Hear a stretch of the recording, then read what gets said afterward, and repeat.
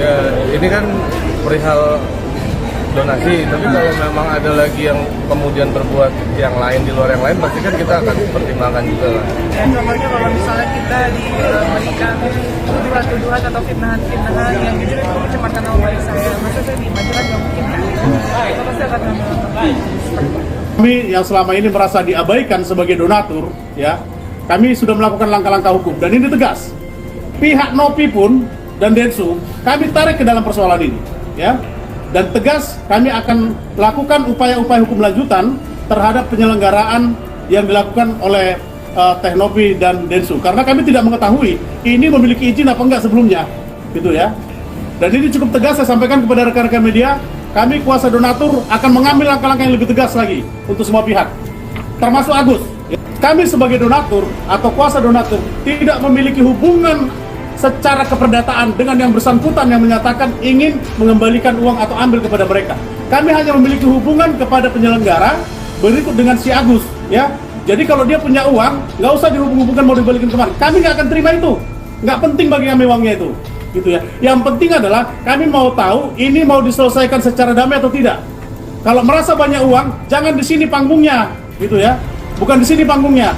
Nggak usah nunjukin uang di sini. Pengajuan perdata ini ke pengadilan negeri ini masih terbuka pintu mediasi, di mana kita tetap menghargai adanya perdamaian.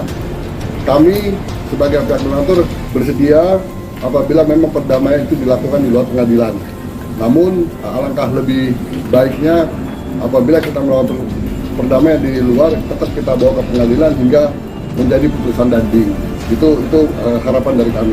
Yang dilaporkan adalah Agus Salim terkait dengan penggelapan dana sebesar 138 juta dana donasi.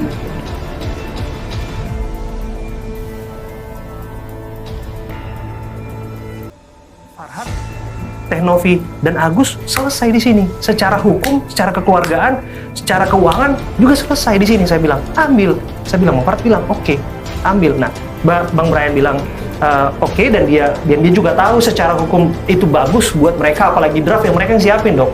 Yang siapin draft itu mereka loh. Tidak diintervensi sama sekali ya? Menurut pengakuannya Bang Farhat ke saya sih satu huruf pun nggak ada yang nambahin dari situ. Satu huruf pun tidak ditambahin. Okay. Tidak ditambahin. Jadi permintaan semua dari kubu Teknopi tidak ditambahin satu huruf pun. Tiba-tiba Teknopi tidak setuju dan walk out. Dan di situ pengacaranya saya lihat kecewa Bang Brian, dan ya saya lihat raut mukanya begitu kecewa, dan disebutkan dia juga sempat menangis dan langsung menyatakan di depan media mundur sebagai kuasa hukumnya Teknopi.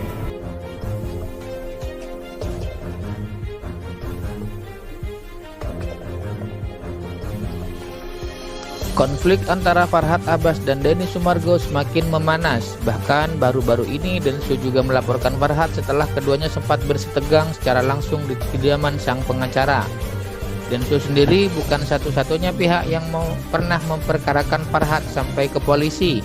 Saking seringnya Farhat dilaporkan, Najwa Shihab sampai pernah menyentilnya di program Mata Najwa sekitar tahun 2013. Kala itu, Farhat sedang dicecar karena niatnya untuk mencalonkan diri sebagai presiden periode 2014-2019. Najwa meminta Farhat untuk membeberkan track recordnya, baik sebagai pengacara maupun politisi. Kita masih berbicara track record. Kalau dihitung, Anda sudah berapa kali ya dari dilaporkan ke polisi dan jadi tersangka? Tanyanya Najwa seperti dikutip dari kanal YouTube.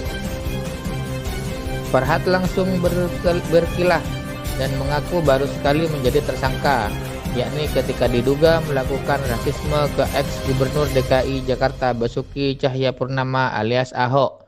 Sedangkan laporan yang kemarin bukan menjadi tersangka, Ibu Farhat merujuk pada dirinya dilaporkan oleh terpidana narkoba Lim Martesia alias Aling.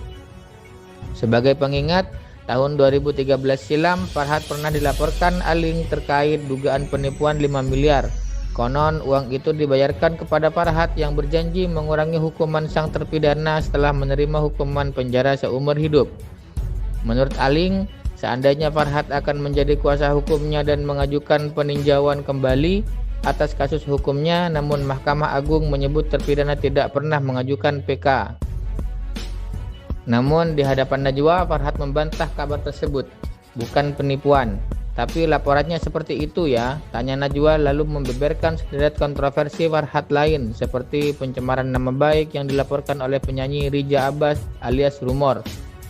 Saya tidak ingin membahas kasusnya secara spesifik, cuma ingin menunjukkan Anda itu terkenalnya karena kasus yang aneh-aneh.